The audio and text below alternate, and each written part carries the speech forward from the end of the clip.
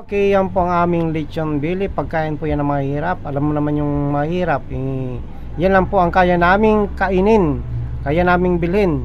Yung mga mayaman, alam nyo naman, itong aming pangulam ay pipitsugin lang para sa kanila. So maligayang maligaya ang bagong taon po sa lahat. Happy and prosperous New Year and healthy New Year. Welcome 2024 po. Maraming salamat po, Panginoon, sa lahat-lahat ng biyayang pinagkaloob nyo sa amin. Unang-una sa lahat, sa aking pamilya, sa aking mga anak.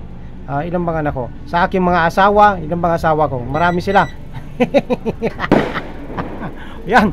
Maraming salamat po sa lahat-lahat ng ating mga customer na tumatangkilik sa ating munting negosyo sa Shopee at dito sa ating small store. Maraming salamat po. Sana ngayong yan, marurot na. Sana ngayong bagong taon po ay maging masagana po tayong lahat. Yan po, malapit na po itong maluto. So ang nais ko lang naman po, gustong kong ipatid po sa inyo ay maging masagana ang inyong New Year. Kahit na hindi man kasaganahan, ay mahalaga healthy tayo at naabutan pa natin yung 2024. Yan, maraming salamat po.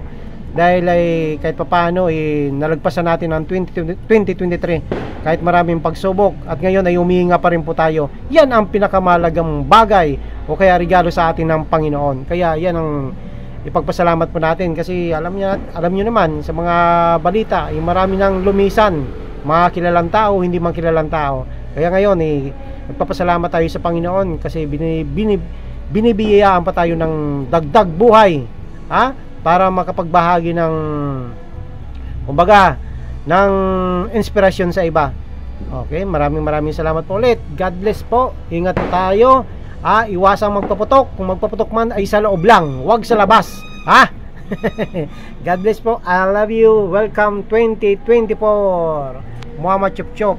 This is Master Biknok and family. Happy, prosperous, healthy New Year sa inyong lahat. I love you.